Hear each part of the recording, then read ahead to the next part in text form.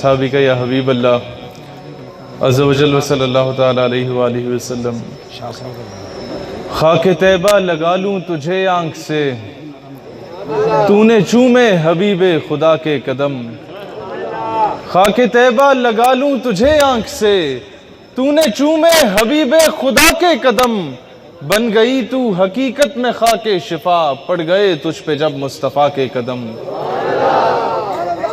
اور چاند پر جانے والوں مبارک تمہیں، چاند کی سرزمین پر پہنچنا مگر یہ وہی چاند ہے جس نے معراج میں پہلے چومے حبیب خدا کے قدم۔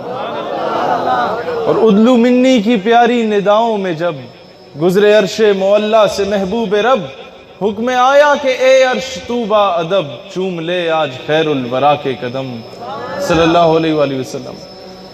دوستان عزیز وقار، جب میرے آقا صلی اللہ علیہ وسلم اپنے امتی پر احسان فرماتے ہیں تو اسے تحفے میں عشق رسول عطا کرتے ہیں، اور عشق رسول کی اداؤں میں نہ کوئی تنقید ہے، نہ کوئی تقلید ہے، نہ اس پر کوئی فتویٰ ہے، نہ اس کی کوئی انتہا ہے۔ ہر عاشق رسول اپنے انداز میں جو رسول اللہ اسے عطا کرتے ہیں وہ اس عشق کا اظہار کرتا ہے۔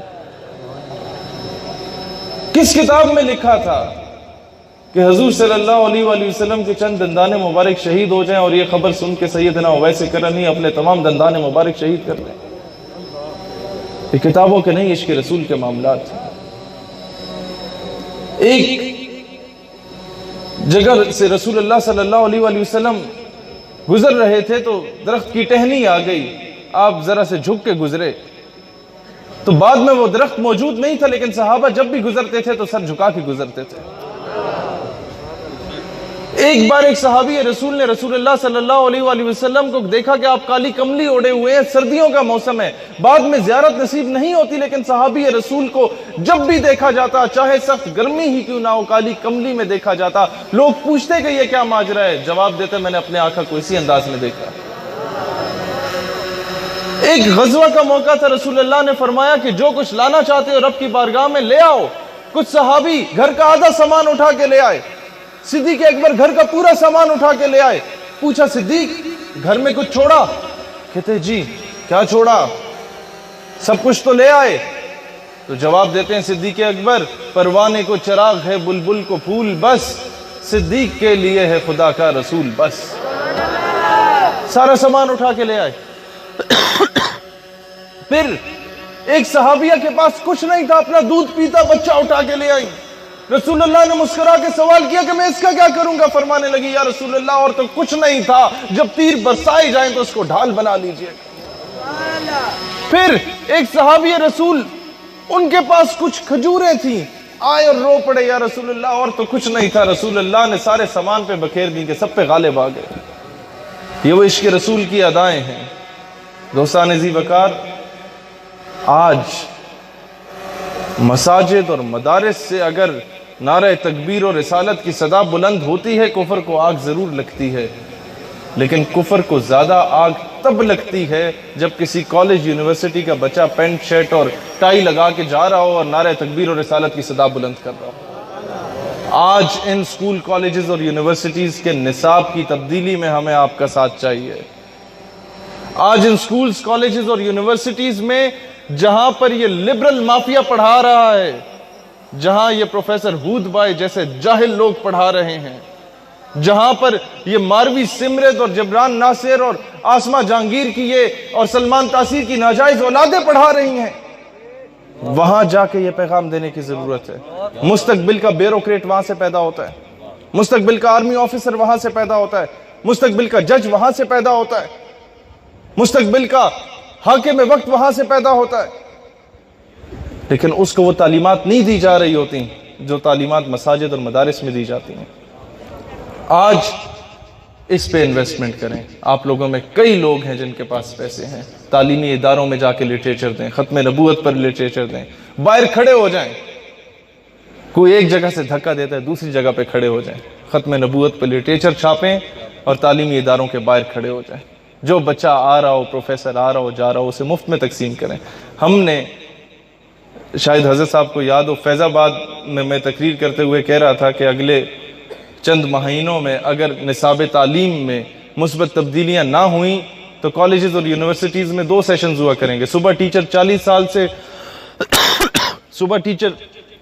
سال سے پڑھائی جانے والا گھزا پیٹا مسٹر چپس پڑھایا کرے گا، شام کو کالج کے باہر شہیر سیالوی انہیں محمد بن قاسم، ٹیپو سلطان اور غازی علم الدین پڑھایا کرے گا۔ اور الحمدللہ ہم نے ابھی تک 100 صفحات پر مشتمل نظریات کے نام سے کتاب شائع کی، جس میں ختم نبوت، ناموس رسالت اور پھر سیدنا خالد بن ولید سے لے کے ٹیپو سلطان، محمد غزنوی، محمود غزنوی، دین اس کے علاوہ نور الدین زنگی، صلاح الدین ایوبی رحمۃ اللہ علیہ، ان سب پر لکھا، اور 40,000 کتابیں ابھی تک مفت تقسیم کر دی گئی ہیں تمام کالجز اور یونیورسٹیز میں۔ آپ لوگ یہ لٹریچر کا کام کریں۔ اب ضرورت ہے سمر کی کہ ہم اپنے طور پہ کیا کام کر سکتے ہیں، ایک یہ کام کریں۔ نمبر 2، میں حکام بالا سے بھی درخواست کرتا ہوں، جہاد کی بات کی علامہ صاحب نے، آپ کو شاید کئی لوگوں کو معلوم نہ ہو کہ مرزا قادیانی کو اس دور میں لانچ کیا گیا تھا جب مولانا کفایت علی کافی رحمۃ اللہ علیہ جیسی ہستیوں نے جہاد کا فتویٰ دیا تھا، اور یہ وہ لوگ ہوا کرتے تھے، مطلب اس کی سوچ کو اس وقت پروان چڑھانے کی کوشش کی گئی۔ کفایت علی کافی صاحب رحمۃ اللہ علیہ نے سب سے پہلے جہاد کا فتویٰ دیا ایسٹ انڈیا کمپنی اور انگریزوں کے خلاف جو قابض ہو چکے تھے، انہیں لایا گیا اور بہت زیادہ ظلم و تشدد کا نشان بنایا گیا اور کہا گیا کہ آپ یہ فتویٰ واپس لے لیں، ہم آپ کو رہا کر دیں گے۔ تو انہوں نے جواب دیا کہ میں نے محمد عربی کا کلمہ پڑھنے کے لیے پڑھا ہے، چھوڑنے کے لیے نہیں پڑھا۔ تو اس کے بعد قابل غور بات ہے، وہ بہت زیادہ بزرگ تھے، یہاں جتنے لوگ بیٹھے ہیں میں نے اندازہ کیا کہ آپ سب سے زیادہ بزرگ وہ تھے، انہیں قمیض اتاری گئی، لٹایا گیا اور جسم پہ استریاں پھیری گئیں، اور اس کے بعد مرچیں ڈالی گئیں اور پھر استریاں پھیری گئیں، اور پھر کہا گیا کہ آپ اپنا فتویٰ واپس لے لیجئے۔ تو انہوں نے کہا نہیں، میں فتویٰ واپس نہیں لیتا، اور تب انہیں پھانسی کے پھندے پہ لٹکایا گیا، اور آخری دم تک جو ان کے زبان پہ وہ اشعار آج جو ہر نعت خواں پڑھ رہے ہوتے ہیں کہ کوئی گل باقی رہے گا نہ چمن رہ جائے گا، بس رسول اللہ کا دین حسن رہ جائے گا، یہ اشعار انہوں نے اس وقت پڑھے تھے۔ دوستانی ذی وقار، تو یہ مرزا قادیانی اس دور میں اس کی سوچ کو لانچ کیا گیا۔ غالباً 84 سے لے کے 90 کے قریب کتابیں آن ریکارڈ ہے مرزا قادیانی کی جو اس نے لکھی، لیکن اس کے علاوہ اس نے کئی مرتبہ کہا کہ میں نے جہاد پہ صرف اتنی کتابیں لکھی ہیں کہ 5 الماریاں بھری جا سکتی ہیں، لیکن وہ کتابیں اس کے نام سے شائع نہیں ہوئیں۔ وہ مختلف مکاتب فکر کے لوگوں کے جو بزرگ گزرے یا ان کے نام سے تشبیہ دے کے ان کے ناموں سے شائع کر کے مختلف مدارس میں بھیجی گئیں۔ ہم سادہ لوگ مسلمان یہاں بیٹھ کے یہ پڑھتے رہے کہ جناب بس اپنے نفس سے جہاد کرنا ہے، وہ کفر کے خلاف جو جہاد ہے وہ تو ویسے ہی ہوتا ہے۔ آج ہمیں تعلیمی نصاب میں جہاد کی نفی کر کے بتائی جاتی ہے، جہاد کے خلاف باتیں بتائی جاتی ہیں۔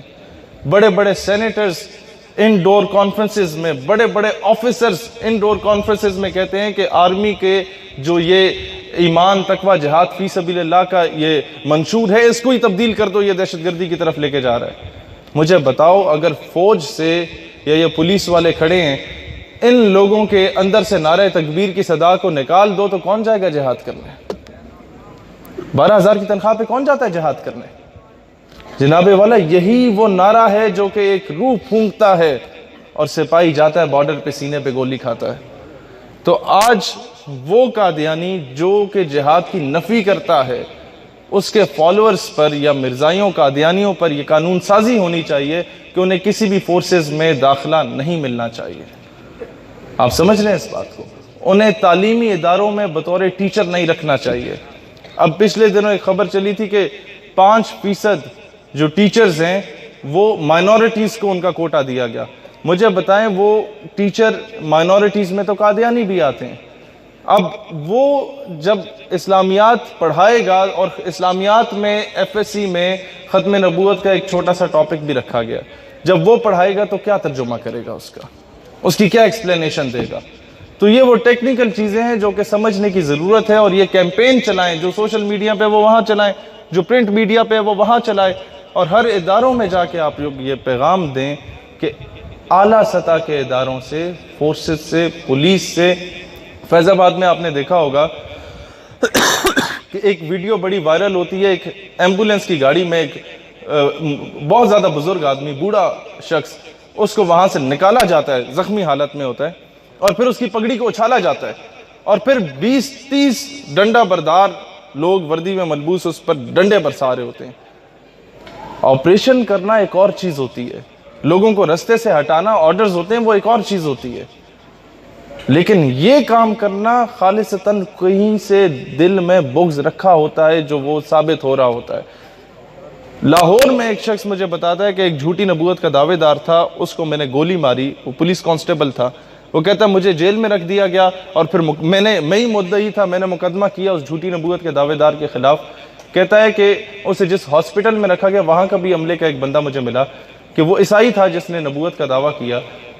اس کے سارے ہاسپٹل میں جو عملہ پولیس کا ساتھ ڈپلائی کیا گیا تھا وہ سارے کرسچنز تھے. اور کہتا ہے مجھے جس جگہ پہ گرفتار کیا گیا وہاں پر بھی جیل کا سارا عملہ، جیل سپرنٹینڈنٹ سے لے کے نیچے تک سارے عیسائی رکھے تھے. اور کہتا ہے کہ عدالتوں میں مجھے بلایا گیا بارہا، مجھے یہاں سے جانے نہیں دیا گیا، اور وہ کیس کو میں ریویو نہیں کر سکا، کیس کو مطلب فالو اپ نہیں کر سکا. اس بیس پہ اس جھوٹی نبوت کے دعوے دار کو رہا کیا جاتا ہے اور چارٹرڈ طیارے کو بلایا جاتا ہے، اس کے ذریعے اسے وہاں بٹھا کے باہر بھیج دیا جاتا ہے، اور میڈیا پر ایک خبر تک نہیں آتی. پھر آپ کا یہ ثاقب نثار جیسا تھرڈ کلاس آدمی جو کہ چیف جسٹس کے فرائض تو سر انجام کوئی نہیں دے رہا تھا، یہ جا کے ہاسپٹلز کے غسل خانے دیکھ رہا ہوتا تھا کہ یہ ٹھیک بنے یا نہیں دیکھے. یہ ایک تھانے دار کا کام ہوتا ہے جناب، چیف جسٹس کا کام نہیں ہوتا. تو سستی شہرت کے لیے آپ کے پاس اور بھی بڑا ٹائم ہوتا ہے. سستی شہرت تو طوائفیں بھی حاصل کر لیتی ہیں. آپ کو اگر سستی شہرت چاہیے تو چیف جسٹس کا منصب نہ سنبھالتے. وہ شخص $1,00,000 کتنے بنتے ہیں پاکستانی؟ اب بھی جا کے 1.5 کروڑ روپیہ بنتا ہے. وہ شخص احمدیہ مسلم کمیونٹی اس پہ لکھا ہوتا ہے چیک پہ، جو وہ کینیڈا میں غالباً وہاں سے وصول کر رہا ہوتا ہے. کہ اب مجھے بتائیں ٹیکنیکلی پاکستان کے آئین میں قادیانی نان مسلم مائنورٹی، غیر مسلم اقلیت قرار دیے گئے ہیں، کیا اس آئین کی دھجیاں نہیں اڑائیں سابق چیف جسٹس نے؟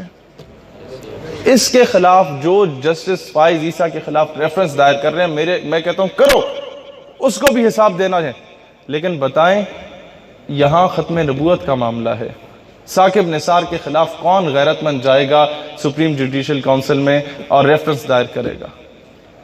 کوئی حکومت کا نمائندہ نہیں اٹھے گا.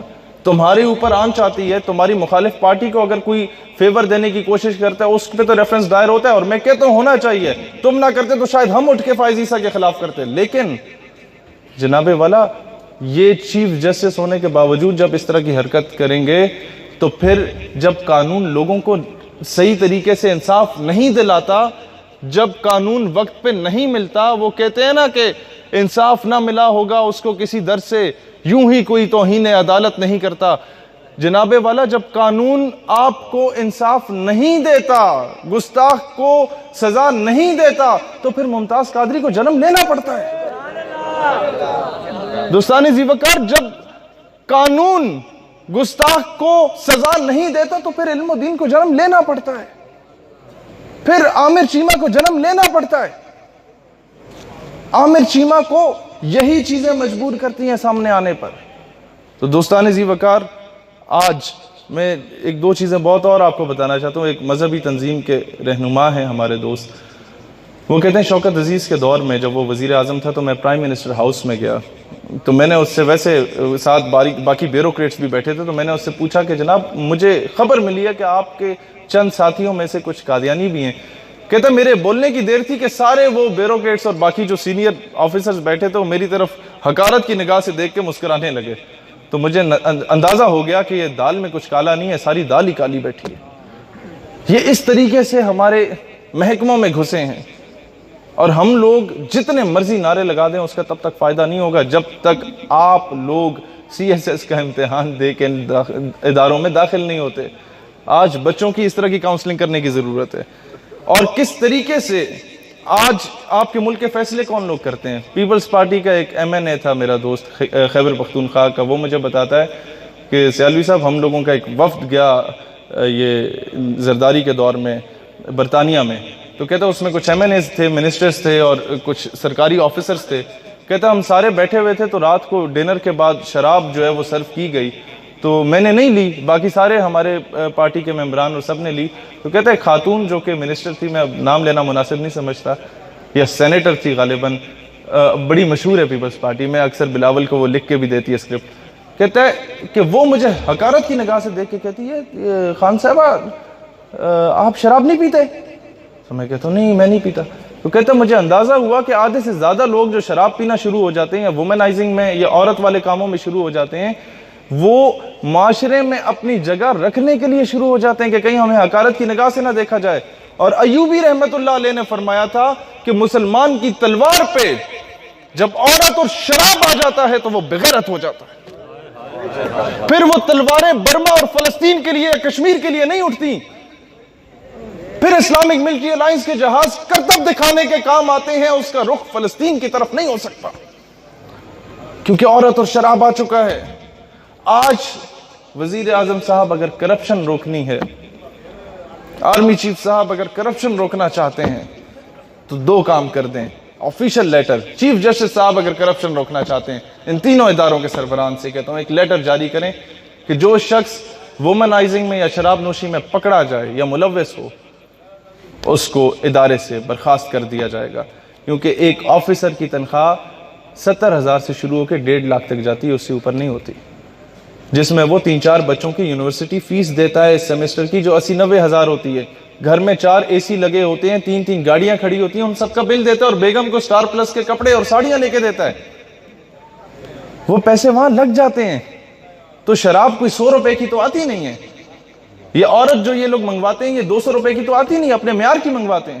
جو ہوٹل بک کراتے ہیں اس کی سیکیورٹی کلیئرنس بڑی زبردست قسم کی ہونی چاہیے, وہ 15-20 ہزار کی ایک نائٹ سٹے کا ہوتا ہے. تو وہاں سے یہ کرپشن شروع ہوتی ہے, وہاں سے یہ بارڈر سے نان کسٹم گاڑیاں آنا جانا شروع ہوتی ہیں, وہاں سے یہ ڈرگ مافیا کی ڈرگ ڈیلنگ شروع ہوتی ہے, وہاں سے پھر ملک کی راز جو ہیں وہ CIA کے سامنے بیچنا شروع ہوتے ہیں. تو یہ کرپشن روکنے کا سب سے بنیادی بات یہ ہے. اور اسی طریقے سے آپ لوگوں کو خریدا گیا. اسلام کو آج تک یہودیوں اور صلیبیوں نے اتنا نقصان نہیں پہنچایا جتنا اندر موجود غداروں نے پہنچایا. لہٰذا ان چیزوں سے باہر آنے کی ضرورت ہے. اور جو میرے بھائی برق صاحب واقعہ بتا رہے تھے, تربیت کسے کہتے ہیں دوستو, وہ جو واقعہ بتایا گیا کہ صحابی رسول کے ہاتھ کاٹے گئے پھر پاؤں کاٹے گئے, وہ سیدتنا حضرت ام عمارہ رضی اللہ تعالیٰ عنہ کے صاحبزادے تھے. اور ان سے بار بار کہا گیا کہ مجھے نبی مان لو, مسیلمہ کذاب نے کہا, اور ایک حصہ جسم کا کاٹا گیا اور وہ کہتے رہے کہ تم کذاب ہو, جھوٹے ہو. تو جب ان کی شہادت کی خبر جاتی ہے تو کچھ لوگ جاتے ہیں اور کہتے ہیں سیدنا ام عمارہ رضی اللہ تعالیٰ عنہ سے کہ محمد عربی نے تو تمہارے بیٹے کو مروا دیا. حضرت ام عمارہ جواب دیتی ہیں واللہ میں نے اس دن کے لیے اپنے بیٹے کو پیدا کیا تھا. یہ تربیت ہوتی ہے. وہ لاہور میں ایک بارات جا رہی تھی تو فائرنگ کی آواز آتی ہے تو وہ دولہے کی ماں کہتی ہے کہ یہ آوازیں کہاں سے آ رہی ہیں. تو ایک راہگیر گزر رہا تھا, وہ کہتا ہے کہ ختم نبوت کے جانثار آقا پہ اپنی جانوں کا نذرانہ دے رہے ہیں. تو وہ ماں دولہا جو اس کا بیٹا تھا اس کے چہرے سے صحرا کھینچ لیتی ہے اور کہتی ہے بیٹا دودھ معاف نہیں کروں گی, اب وقت ہے ختم نبوت پہ اپنی جان کا نذرانہ دینے کا. اور براتیوں سے معذرت کی جاتی ہے, واپس بھیج دیا جاتا ہے. وہ بیٹا جاتا ہے, اسے جب گولیاں لگتی ہیں چھلنی ہو جاتا ہے, تو شہادت سے پہلے کہتا ہے لوگوں گواہ رہنا, میری ماں کو بتانا تمہارے بیٹے نے پیٹھ پہ گولی نہیں کھائی تھی. دوستان عزیز وقار, آج اس تربیت کی ضرورت ہے. اور بتاؤ لوگوں کو کہ ہم لوگ قائد اعظم رحمت اللہ علیہ کی پیروی کر رہے ہیں. آج جن لوگوں نے غازی ممتاز قادری ڈیفنس کمیٹی بنائی ہے, جنہیں تم لوگ مولوی کہہ کے نظر انداز کر دیتے ہو, جناب والا وہی علامہ اقبال کی پیروی کر رہے ہیں جنہوں نے غازی علم الدین ڈیفنس کمیٹی بنائی تھی. ان کی قدر کرو. اصل قائد اعظم کے جو وارث ہیں وہ یہ لوگ ہیں. قائد اعظم نے علم الدین شہید رحمت اللہ علیہ کا کیس لڑا تھا اور عدالت سے پہلے جیل میں گئے اور کہا علم الدین تم ایک مرتبہ تو کہہ دو. قائد اعظم نے زندگی کا وہ پہلا کیس ہارا تھا. کہتے ہیں علم الدین ایک مرتبہ کہہ دو کہ جب میں نے گستاخ کو قتل کیا تو میں ہوش میں نہیں تھا.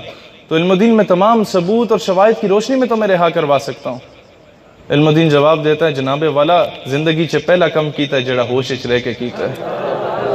اور پھر جب کمرہ عدالت میں لے کے جاتے ہیں تو وہ جج جو تھا وہ انگریز تھا، اس نے کہا کہ علم الدین تم نے گستاخ کو قتل کر کے قانون ہاتھ میں لیا، تم نے توہین عدالت کی ہے۔ علم الدین جواب دیتے ہیں کہ جج صاحب جب آپ توہین عدالت برداشت نہیں کر سکتے تو مسلمان توہین رسالت کیسے برداشت کر سکتے ہیں؟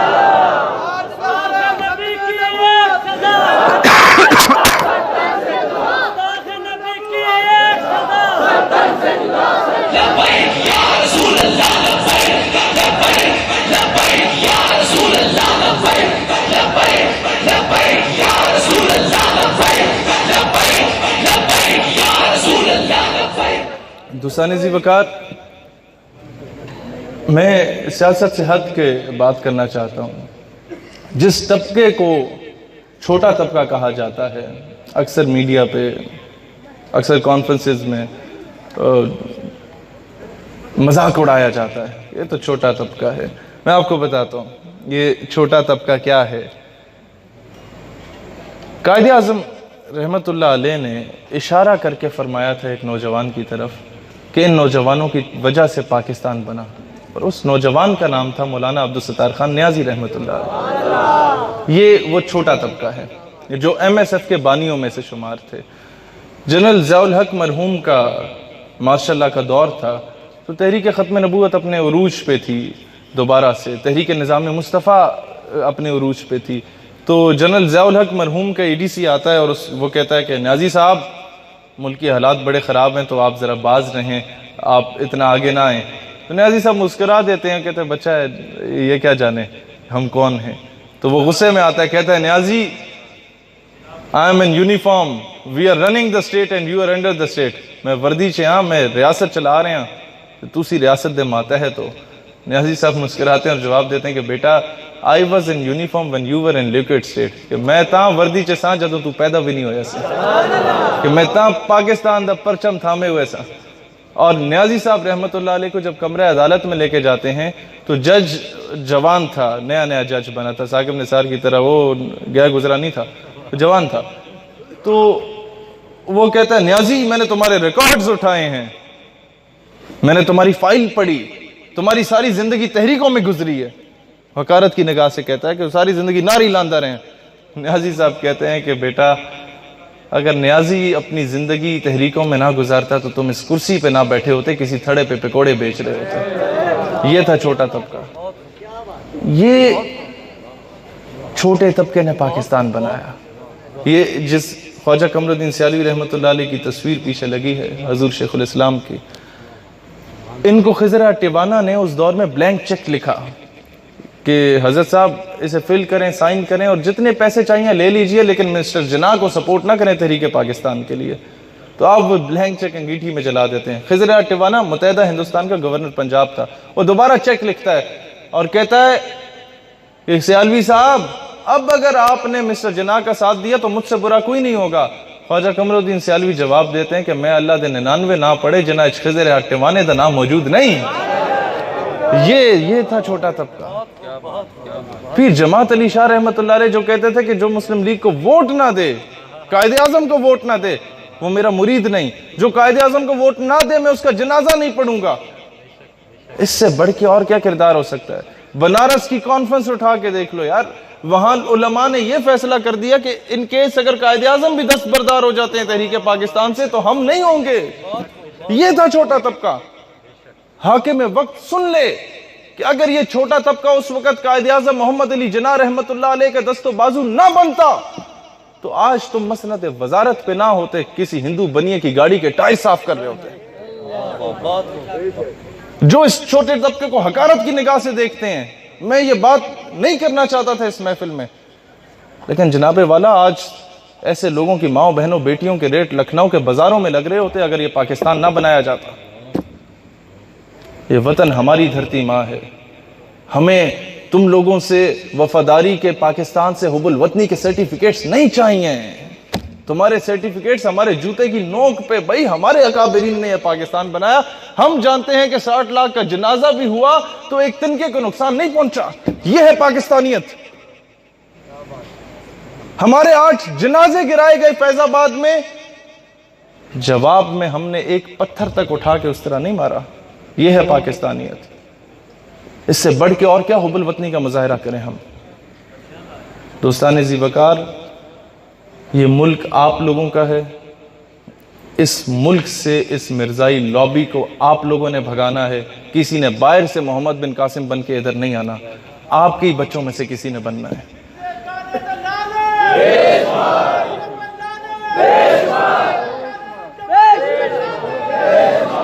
اور آخر میں ایک پیغام دے کر اجازت چاہتا ہوں کہ آج ہمارے ملک کا نوجوان مغرب سے بہت زیادہ امپریس ہونے لگ گیا. آپ لوگ جب کسی باہر ملک میں جاتے ہیں تو واپس آتے ہیں تو سارا وہ ٹبر اکٹھا ہوتا ہے نا، جناب اتھے کی ویکھیا ہے، اتھے کہ کچھ تھی، تو بڑے فخر سے بتاتا ہے جناب بڑے حسین و جمیل لوگ تھے، بڑے زبردست جو ہے وہاں کی بلڈنگز تھیں، بڑے خوبصورت نظارے تھے. تو سارے لوگ کہتے ہیں اللہ جی بڑی گل ہے. تو آپ اندازہ کریں، آپ کے پاس تو سوشل میڈیا بھی ہے، آپ کے پاس تو ٹیلی ویژن بھی ہے، موبائل بھی ہے، آپ سب کچھ دیکھ سکتے ہیں باہر کیا کیا ہے. لیکن پھر بھی آپ بالکل تجسس ہوتا ہے اور ہر کسی سے پوچھے جناب وہ تھکی ویکھے تو بڑے فخر سے وہ بتاتا ہے. آج سے 100 سال گزر چکے ہیں یار. 100 سال پہلے حضرت علامہ اقبال رحمۃ اللہ علیہ جب باہر گئے اعلیٰ تعلیم حاصل کرنے، نہ چھوٹے مجھ سے مغرب میں بھی آداب یورپ میں بھی، نہ چھوٹے مجھ سے یورپ میں بھی آداب سحر خیزی. وہ 100 سال پہلے وہاں جاتے ہیں اور واپس آتے ہیں تو پورا پنڈ اکٹھا ہو جاتا ہے. وہ کہتے ہیں اقبال اتھے کی ویکھیا، کیونکہ شاذ و نادر لوگ جاتے ہیں وہاں پہ. شاذ و نادر لوگ جاتے ہیں وہاں پہ. 2-4 لوگ جاتے تھے اس وقت شہر سے برطانیہ تعلیم حاصل کرنے. وہ کہتے ہیں اقبال کیا وہاں کی اٹریکشن، کیا وہاں کے نظارے، کیا وہاں کی خوبصورتی تمہیں اپنی طرف مائل کر پائی؟ اقبال نے جواب دیا خیرہ نہ کر سکا مجھے جلوہ دانش فرنگ. ان کے اقبال وہاں کے جلوے، وہاں کی اٹریکشنز، وہاں کی خوبصورتی تمہیں اپنی طرف مائل کیوں نہ کر پائی؟ تم نے کیا ایسا دیکھ لیا؟ جواب دیتے ہیں خیرہ نہ کر سکا مجھے جلوہ دانش فرنگ، کیونکہ سرما ہے میری آنکھ کا خاک مدینہ و نجف. دوستان ذی وقار، آج ایسے لیڈرز کو دیکھو. اور ایک بات اقبال نے بہت زبردست کر دی، یاد رکھنا. کہتا ہے یورپ کی غلامی پہ رضامند ہوا تو، مجھ کو گلا تجھ سے ہے یورپ سے نہیں ہے. دوستان ذی وقار، مغرب کو گالیاں نکالنا بعد کی بات ہے، اپنے اندر سے مغرب کو نکالو. ہم جدی پشتی، ہمیں وراثت میں وہ غلامی مل رہی ہے، آپ مانیں یا نہ مانیں. آج اس ہر چیز سے بالاتر ہو کے ہمیں اتحاد، ہمیں یکجہتی کا درس دینا ہوگا اور اپنے ایوانوں سے ان طاغوتی قوتوں کو نکالنے کی ضرورت ہے. ورنہ آج تو امریکہ انڈائریکٹلی ہم پہ قابض ہے، کل وہ ڈائریکٹلی قابض ہوگا اور آپ لوگ اور ہم لوگ صرف اس قابل ہوں گے کہ دیواروں پہ امریکہ مرد آباد لکھ رہے ہوں گے اور ہمارا اختیار میں کچھ نہیں ہوگا. تو جاگو مسلمانوں، آج تمہیں لڑوانے کی کوشش کی جا رہی ہے لسانیت کی بنیاد پہ. آج تمہیں افغانستان سے لڑوانے کی کوشش کی جا رہی ہے، پھر کسی اور مسلم ممالک کے خلاف تمہیں خلاف کر دیا جائے گا. یہی کچھ عراق اور کویت وار میں ہوا، یہی کچھ عراق ایران وار میں ہوا، یہی کچھ سعودیہ سیریا وار میں ہو رہا ہے، یہی کچھ لیبنان میں ہوا، یہی کچھ ایجپٹ میں ہوا. اور اب باری پاکستان کی رکھی ہوئی ہے جو کہ ایک واحد نیوکلیئر سٹیٹ ہے. تو خدا را آج پختون، پنجابی، سندھی، بلوچی سے بڑھ کے پاکستانی ہو کے سوچو. تمہارے علاقے میں، تمہارے کالجز یونیورسٹیز میں، تمہارے بازاروں میں اگر کوئی پٹھان نظر آئے تو آج وعدہ کر کے جانا کہ اسے سینے سے لگائیں گے، اسے کہیں گے تم ہمارے اپنے بھائی ہو، ہمارے شہری